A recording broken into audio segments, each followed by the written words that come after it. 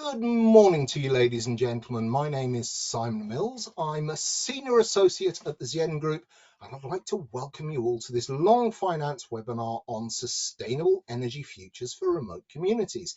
I'm joined by James, the CEO of Alderney's principal energy provider.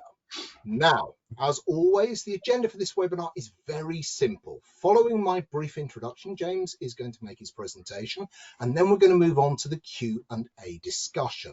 Now, I'm afraid that you're all muted, but you are able to submit your questions to James through the chat tool, which should be on the right-hand side of your screen. Do chip in at any point of the proceedings. I'm going to be collating the questions, and I will put them to James at the end. Now, we're going to be recording this session, and you will be able to access the presentation and discussion at a later date.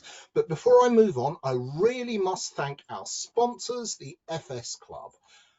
The FS Club is the premier global executive knowledge network for technology and finance, where members and their guests can meet over a glass of wine to debate key issues which impact on financial services, technology and society. It's very much like a 21st century version of the city 17th century coffee houses.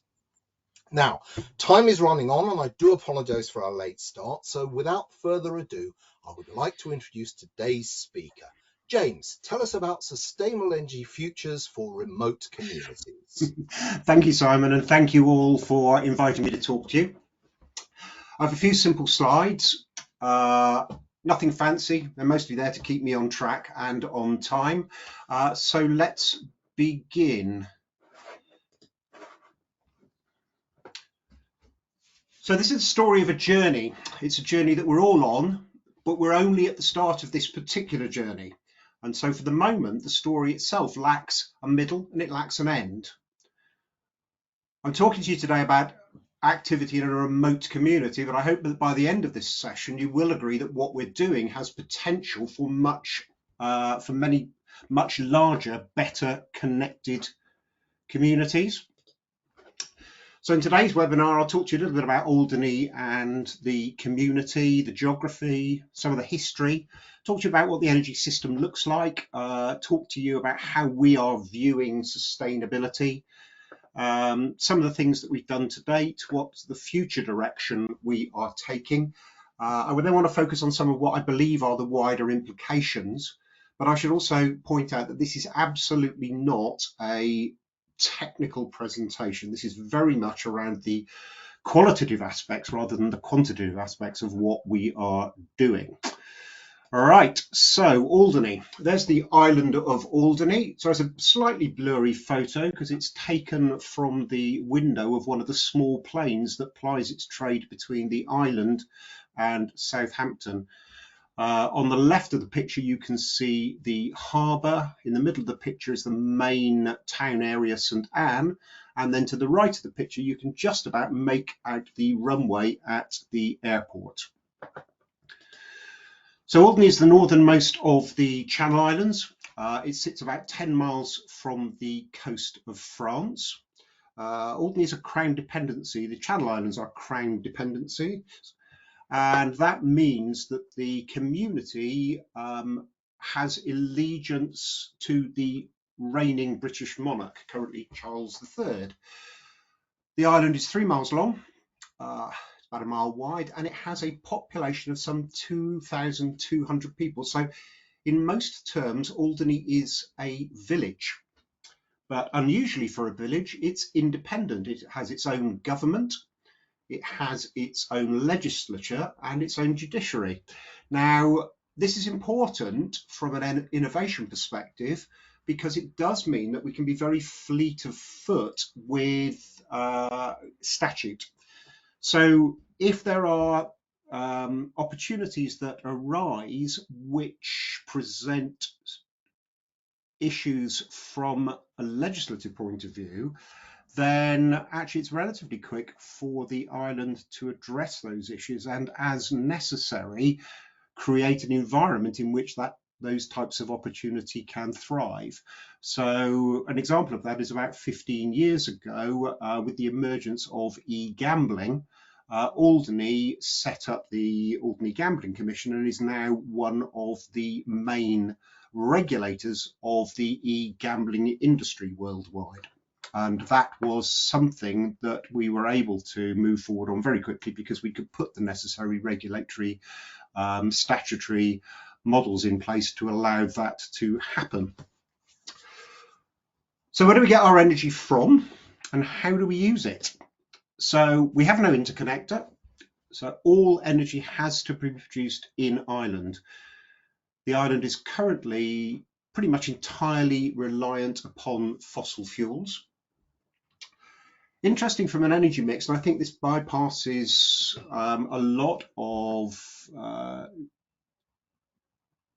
discussion and debate on the topic. Only 25% of the energy use is electricity. We all tend to get very fixated on electricity, but on the island, 15% is actually transport energy, and fully 60% is space heating.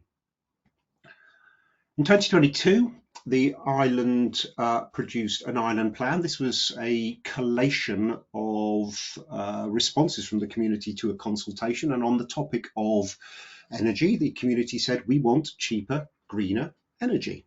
Now, this is not, it's one of those things, I think I would be very surprised had they said anything else, but it gave us a steer. We followed that in 2023 with energy policy. And the energy policy talks at a headline level of many of the things that you will find common with energy policies anyway. So we talk about security, resilience, clean energy, affordability, and so on. Tidal and wave energy are actually quite important as unique headlines within Alderney's energy policy, because Alderney is unique in owning its seabed, and Alderney sits in the middle of one of the most tidally energetic stretches of water in Europe. So should we reach the point where tidal energy becomes, or the extraction of tidal energy becomes economically viable at scale, then Alderney stands to benefit significantly and hugely from such an opportunity. So I tend to refer to, under those circumstances, to refer to Alderney as the Brunei of tidal energy.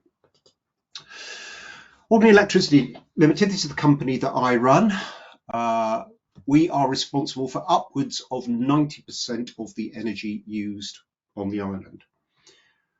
The island's electricity grid. Electricity has been on the island since about 1935, 1936, so a relatively recent innovation. The electricity grid, as we understand it today, was laid out by the German military engineers. Alderney was occupied during the war, and the military engineers improved the fortifications as part of Hitler's Atlantic Wall project and had to lay out an electricity grid for that purpose. When the community returned in 1945, they were rather surprised to discover that many of their homes now were connected to an electricity grid and had power and light.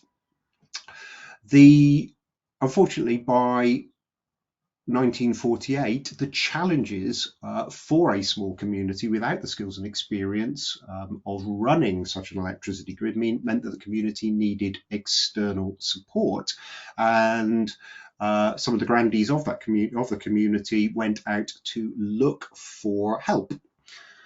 AEL as a company was incorporated in 1951, becoming responsible for the electricity supply in 1953 under a concession law. The company was then run by an off-island concern until the late 70s. Well, the community had found their way to an organisation that were running municipal scale electricity grids, and so the match to Alderney's requirements was actually very good. So that concern ran the company until the late 70s. The company really ran it as a cash cow, and the implications of that was that there was relatively little investment in modern systems at that time. So the grid still in the late 70s was antiquated. The Alderney government bought out those off-island interests. Really, the energy market had changed significantly by the 70s, and so the business model of our external partner had changed. And so the Alderney government bought out those interests and became the principal shareholder in Alderney Electricity.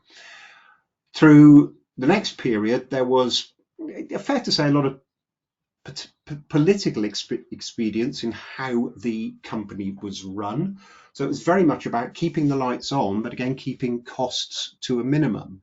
And this continued, therefore, to have impact upon the nature and quality of the grid assets that the island was using. Today, the company is a vertically integrated energy utility company responsible for electricity generation, distribution and retail. But we are the company that's also responsible for fuel imports and the sale of fuels on the island. So the picture you can see behind the words is actually a picture of the fuel tanker sat at harbour in Alderney. When the tanker comes in, we have a pipe from the pier head and we pump fuels up to the tank farm by the station. And we get fuel deliveries about 4 times a year. So energy sustainability, what do I mean by this? So AEL is committed to delivering a sustainable energy future for the island.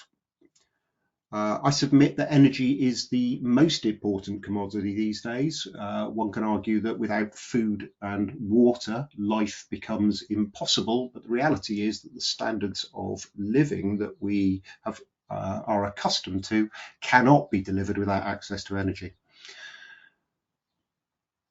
What do I mean by sustainability? Well, if energy is sustainable, well, firstly, it's got to be available at all times.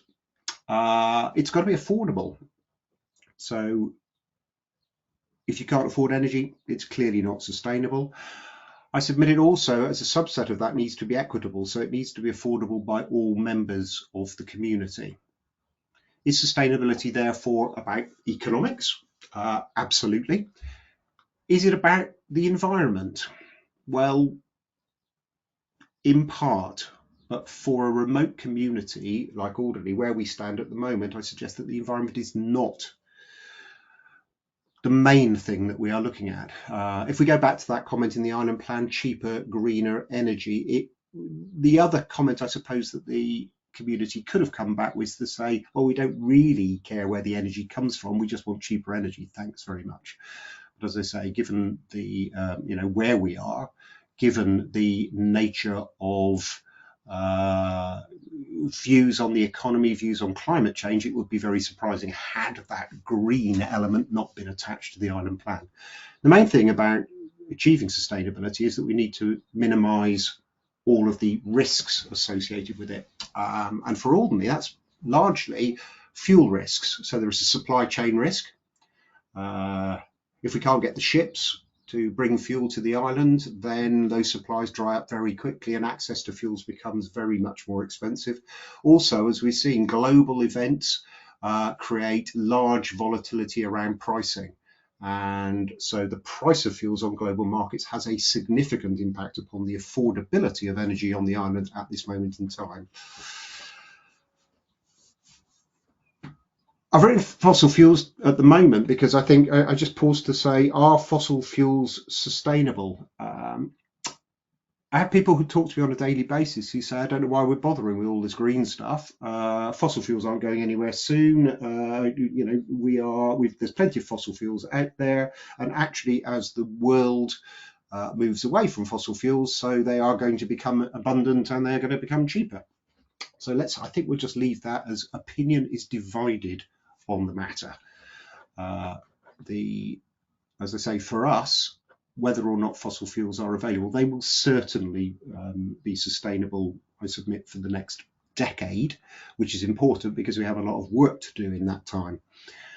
But whether or not ultimately we are looking to remove as much fossil fuels from Alderney's energy system simply because of the risks associated with continuing on that track. Now, this is a journey for everybody. We are all on a journey to net zero, a journey to decarbonisation. And I emphasise that simply because the work that we are doing on Ireland potentially, I believe, does have relevance to other locations, other geographies. So we have this journey to decarbonisation. Now, this is me. I am going to argue that without available local natural resources working in your favour, the technology does not yet exist to decarbonise whole energy grids economically. The emphasis being yet. So if you're in Iceland, you have an abundance of geothermal energy. So that's your natural resources working for you. Places like El Hierro in the Canary Islands have a lot of wind, a lot of space to build wind farms, but they also had a convenient extinct volcano which they used to build a pumped hydro scheme.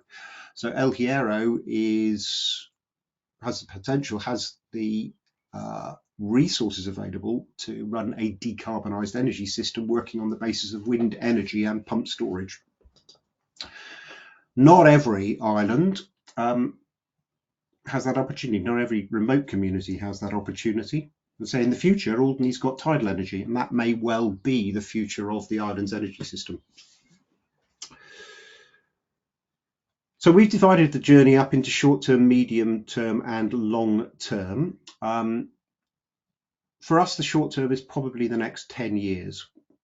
The reason it's 10 is because there are still a lot of constraints on the system. So if we want to move away from using fossil fuels for heating, for example, then we do need to improve the capacity of the grid. And it's going to take us at least 10 years to remove these constraints because of the costs associated with it. In the medium term, which is 10 to 20 years, with those constraints removed, there's pretty much nothing we can't do. Long term, well, we're into a field of disruptive innovation at that point, and I think we have to accept that over that time frame something may come along that just changes everything that we do, and so we throw it all away and start again, and we've accepted that as a possibility. What have we done to date? 2008, there was a 10-year plan to upgrade grid infrastructure. When I arrived on the island in 2014, we were 6 years in, but we had only done 2 years of the work, and the quality of infrastructure was still questionable. So in 2015, we implemented an accelerated network program. 2016, we put in place a station upgrade program. Both of these were signed off in 2023. To date, we've invested 6 million. Perhaps to some on this call, it doesn't sound like a lot of money, but I will come back to that shortly. 2023 and beyond, we are focused very much on the automation of our systems, and we have implemented from the outset what is referred to as active network management. Now, this is a system which is capable of talking to any energy asset on the island. And what this does mean is that grid-wide, we actually at the moment have one of the most advanced energy management systems, electricity management systems anywhere. We've gone from this, which are some very old archaic items, to this, which is modern state-of-the-art switchgear. We've gone from low voltage fuse boards like this, which are dangerous to operate, to modernized systems which look like this, and this is a modern safe pitter, easy to operate, safe to use. We've gone from this, now this is indicative of an entirely manual power station, to this, which is a graphic showing the top level of the active network management system. We have a fully automated power station now running out to full automation of the grid systems. To revert to this, power station, so fun fact, running a power station is like trying to drive a car at a constant speed. So when you reach a hill in your car, you need to put your foot on the accelerator. When you go over the top of the hill, you need to let your foot off the accelerator. A power station is actually no different. We don't have a speedometer, so we do it with 2 clocks. Standard time, which is GPS time, that's an atomic clock, and frequency time, which is what the time would be according to the frequency of supply. As demand rises, so the frequency drops, and the frequency time starts to lag behind standard time. So we have to have somebody in the power station who then literally puts their foot on the throttle to speed it up to catch up. Similarly, when everybody switches their kettles off and demand drops, then we do the opposite. And that's how you run a power station in manual mode. Right, so next steps.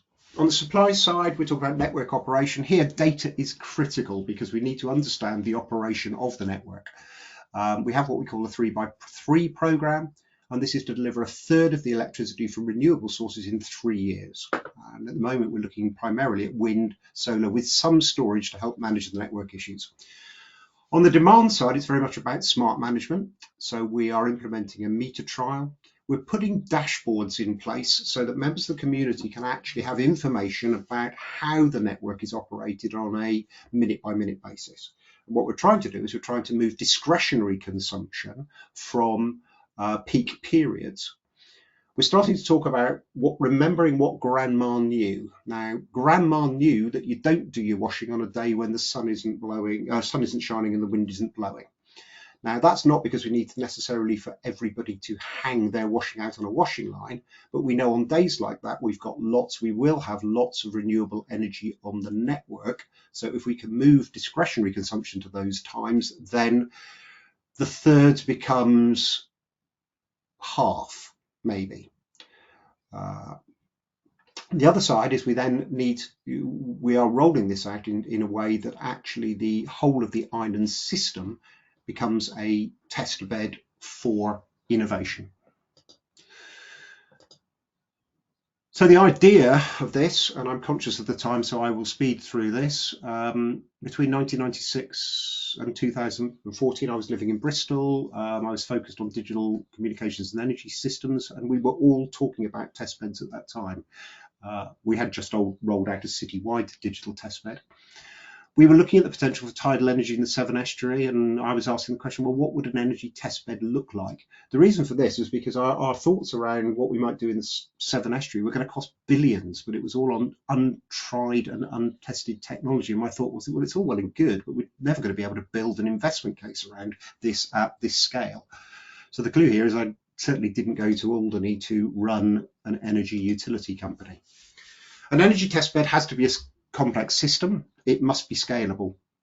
Going back a sort of 15 years, the island of Egg in the Hebrides captured a lot of headlines by going to renewables, but that was a crofting community operating at a subsistence level. So it was a great story, but it wasn't necessarily scalable. It needs to be of a manageable size, and I define this as being that whatever you want to do, it should be able to be funded, let's say, off the balance sheet of a medium-sized corporate. It needs to be a closed system. You need to understand the cause and effect. You need to understand that what you are doing is creating the effect that you are seeing. I mentioned there the silly Smart Islands program. Perhaps if it arises, I won't dwell on that now, but perhaps if that arises, I'll come back to that during the Q&A. Does Alderney fit the model? Yes, it does. And yes, we've largely built the infrastructure that we need for that testbed. Energy innovation has largely taken place at micro level. So there are lots of things going on in national networks. I'm sure people on the call will have been involved with or might be investing, for example, in large-scale storage systems. But largely this is driven by market and systemic failures. What I submit we need to do is take a whole system approach, and this is ultimately going to be key to sustainable energy futures, and we need a fundamental shift in strategy. I mentioned energy storage there because actually once you start to look at the whole system, the value of energy storage falls quite rapidly. So looking at our system, it's very difficult to make an economic case for large amounts of energy storage on the system because energy storage is actually prohibitively expensive. Wider implications. It's not just about remote communities. National political objectives and imperatives feature all of this. There is currently a disconnect between practicalities and politics. At the moment, we're soldiering on and hoping for the best. Communities are looking for more control. We need to build solid cases for investment. I talked about 6 million we spent. Well, £1 million spent on Alderney multiplies up to about 50 billion-ish in UK terms. So our 6 million becomes 300 billion. And that's just to modernise the network.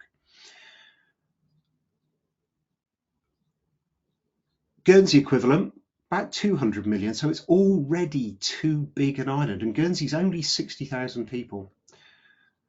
So what we have is we recognise that these innovations need to take, and we are making an open. We're open for business. It's our the caveat is that it's our test bed, and the focus is very much on the sustainability of the island. But it's there to use. It's there for test purposes. It's there for innovation. Finally, what we are trying to do, in summary, is build a coalition of interested parties. We have two questions: how do we deliver a sustainable energy future for the island? And then how can we deploy that knowledge for the benefit of other communities? And that's the journey that we are looking forward to. Thank you very much.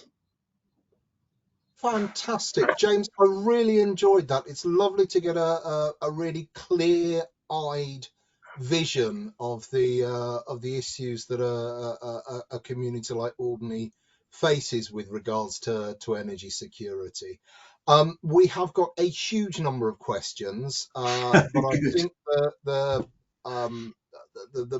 chairman's privilege means the first one is mine. And I had made some notes while you were speaking, but I think it would be more interesting to hear about the Smart Islands program that you didn't actually have a chance to mention during your presentation. So can you tell us a bit about Smart Islands? Yeah, so the Scilly Isles over the last decade or so has had a program in place called Smart Islands, and it's been hugely successful. So the headline is that they have reduced the price of electricity in the Scilly Isles by 30%. Now, the point that I was trying to make was around closed and open systems.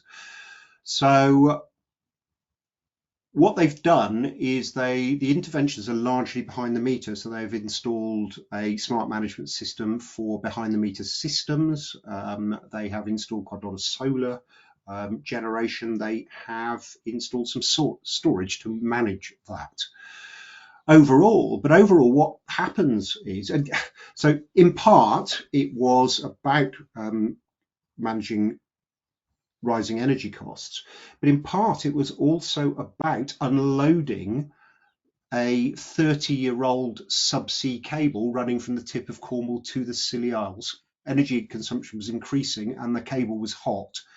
And if you run a cable too hard, particularly at that age, and you lose that cable, then you've got a massive problem. So the big issue is they needed to unload that cable. Now, the implication is they are now buying less energy from their retailer because they're all generating this behind the meter.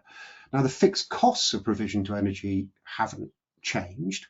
So in theory, under those circumstances, the standing charges, if, for example, on the island should have risen.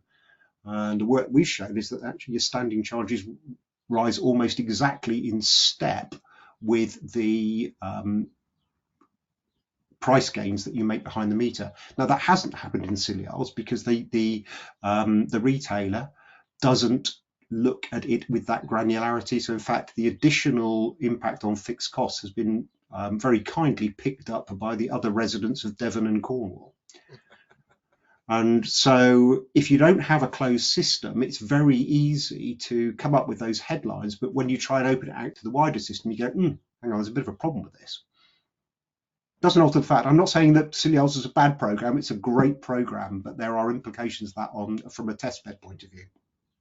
A bit of smoke and mirrors in the background there. Yeah, just a little bit. Right. Okay. The first of our questions is in two parts. What can have been done to facilitate the earlier implementation on Alderney of green options, and how can the learning from Alderney be used more effectively elsewhere to more rapidly get engagement and delivery of entire energy systems? So Yeah, what could you have done earlier, and how can you spread the word on what you've achieved? that's a really, really good question. The the short answer is, had the island realised the trajectory it was on in the 60s, 70s, 80s, we would have invested far more heavily in our grid infrastructure at that point, bringing it up to speed. We didn't. And so it wasn't until 2000, and I suppose we started to recognise the issues in 2008, as I said, but it wasn't really until I came and said, guys, look, actually, we've got a real problem on our hands here. We need to find some money to actually accelerate the work that we're doing here, that we were starting to address the issues that were actually preventing the large-scale implementation of renewable energy. Now, this is where we do get a little bit technical. The grid in Alderney runs at peak about 1.1 megawatts, something like that, 750 kilowatts. Modelling shows that we can, for example, install a solar array up to about 1 megawatt peak output and get and nearly all of the energy coming from that array will be usable for us on the island. Now, if you're actually running at nearly 1 megawatt on a sunny day and the sun goes behind a cloud, the output from that drops immediately. And you've got nothing to balance the load. You've got nothing to balance the load. And so up until literally last year when we signed off on the program, though in practice probably 2020 when we were starting to bring the new assets through, had that had actually happened, the system would have seen it as a fault and shut down the whole grid. So we actually couldn't do anything with large scale renewables on island until we had put in the energy management system that we've installed. Now that we've got that in place, actually we can do anything that we want. And how do you balance the load? Have you got a fuel cell generator, or what's No, I mean what we're putting there. So alongside the implementation of renewables, when we get around to that, we will be putting a small amount of storage on network. So, if you will, what you're doing is you are running the island from a battery, and the battery is setting the frequency on the island, and battery is maintaining the voltage. Our backup, filling in the gaps, is always diesel. So the diesel power station remains in the background. We're only replacing a third of the island's electricity with renewables in the first instance. Well, that's the plan to. That's the target. At the moment, it takes. Sorry, James, go on. Go on. I said at the moment, what's the trajectory with the other fuels? So only 25% is electricity. Yeah. Are your projections that percentage is going to increase? Are you going to see a move away from presumably liquid gas or fuel oil for cooking and space heating? Yeah. What we need to do, I mean, the big elephant in the room is heating. 60% of our energy is heating. That's nearly all kerosene at the moment. There are steps that we can take to implement electrical heating on island, a particularly advanced electrical heating system. People talk about heat pumps and otherwise. The performance of heat pumps, however, is very much geared towards the quality of the buildings. And so a lot of the buildings that we have on Alderney are of insufficient quality for heat pumps to deliver the necessary coefficient of performance that we are looking for. It's a silly thing, but if the coefficient of, so you can put a heat pump in and you're looking for a coefficient of performance of 3, say, so it puts out three times more heat than the energy you put in. But if you fall below that because of efficiencies on the system, you find you end up burning more diesel at the power station to provide the energy for the heat pump than you would be burning kerosene locally in the building. And these are the sorts of issues that we are looking to explore, because these are the issues that affect everybody. Are you regulated by Ofgem or are you because you're a crown dependency rather than mainland, is Ofgem not on the Uh, island? well, so interesting one that the only regulation that we have at the moment is the concession law. The regulator of at the level that we are talking about is actually the utility company. Oh, All right. that's This is interesting. what I was talking about having a statutory environment that actually facilitates a lot of these activities. It shortens a lot of the conversation, Simon. I bet you there's a lot of people who are green with envy at your circumstances. Now, to what But that's extent? the beauty of it. If we think it's a good idea, we can do it. That's that's you're a very lucky man, James. To what extent I feel it. do you see the Alderney energy strategy being integrated with your neighbours, with Guernsey and Jersey, and Jersey, and if you're doing that sort of thing, what time frames are you talking about? Yeah, I mean, we have talked about this. So, if we look at the bailiwick of Guernsey, you've got the three principal islands of Guernsey, Alderney, and Sark, and each of those have their own energy utility company. And the truth is, we don't work as closely together as we should. So, I have spent a lot of time talking with my counterparts on the other islands about how we integrate our um, operations to make them more efficient. But as I was saying earlier, I mean Guernsey is our large sister, but the cost of doing what we have done on Alderney in Guernsey is already pushing up into hundreds of millions, and so uh, we recognise. As a community within the bailiwick, that the work we are doing will be work that informs investment in Guernsey to achieve the same objectives. And how do you fund this investment? Are you doing it through bonds, or is this through your cash reserves in the company? Uh, to date, it's actually been through cash reserves through the company. Well, three things: cash reserves that we had in the company, a loan from the States right back at the start. So back in 2015, I had to borrow some money from the States because of the health and safety concerns that we had with the aging network as much as anything else. But it's actually been largely funded by efficiency gains. So we've Oh, spent 6 million. Now, given that we're talking about a company that turns over 6 million a year, so we have spent a sum over the last 8 years, 6 years, if you take COVID out of the equation, we're spending £1 million a year. And we funded that nearly entirely through the efficiency gains that we've made from the system. So the price of energy in real terms hasn't gone up on the island as a result of that investment. fantastic. Um, with regards to your key users, do you have any major users on the island, or is the majority domestic? I mean, how important is the upgrade and enhancement of energy capabilities to actually um, expanding the economy of the island? Oh, yeah, no, hugely. So I talked about the scalability of test beds and that they need to be scalable. So whilst we've only got 2,200 people on the island, we have an airport, um, we have harbour, we have industry. It's only light industry, but we have industry. We have a hospital, we have schools, we have 23 places you can buy a beer on the island at the last count. So it is a complex community. We have clubs and societies for virtually everything. The hospitality industry is one of the key industries that we have on the island, but we also, like a lot of the Channel Islands, have financial services industries. So it is a complex community. And in order to develop the economy, it goes back to what I was saying right at the start. Energy, I believe, is the most important commodity that we have at the moment. And if we can't expand our access to energy and we can't do that in a sustainable manner, then we cannot improve the economy in a sustainable manner.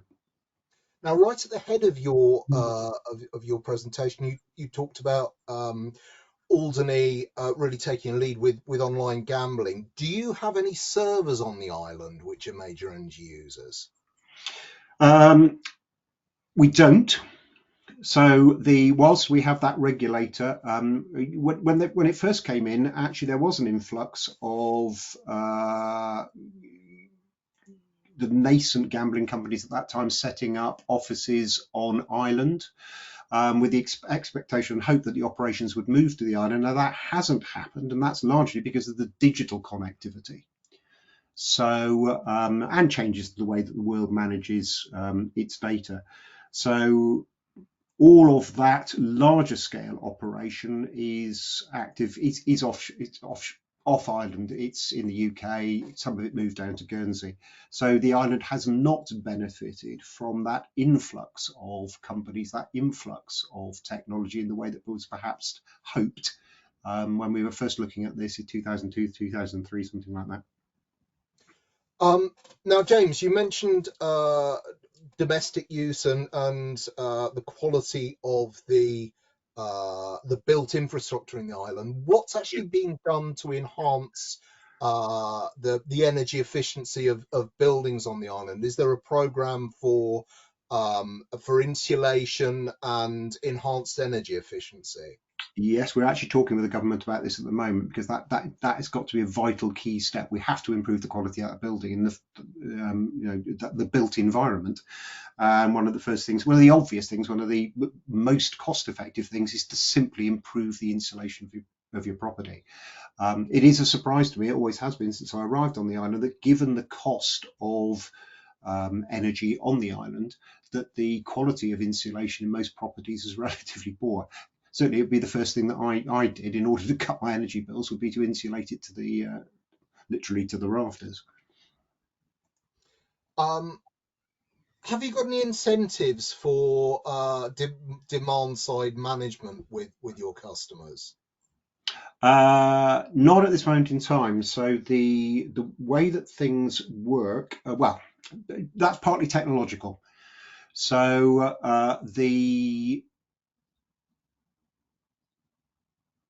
we essentially have a fixed price per unit of energy. Now we are starting to look, and this is where smart management on the grid side and smart management behind the meter will start to help us, because we can use the system to interrogate the various energy assets on the island, which would include a house. So a house is an energy asset, and therefore we can monitor the performance of properties over time. And we are looking to set up, we're working through at the moment, what models for financial incentivization can be introduced to achieve the goals.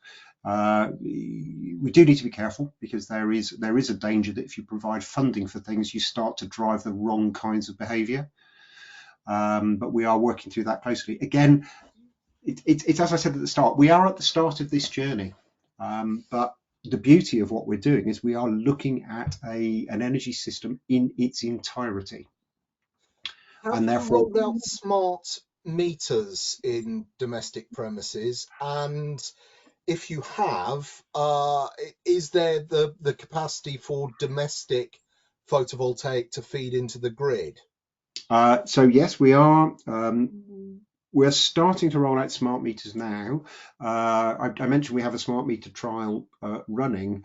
What we're doing with that is we're exploring, actually, we try to explore the value of smart meters. So the smart meter, which we think of it at the moment,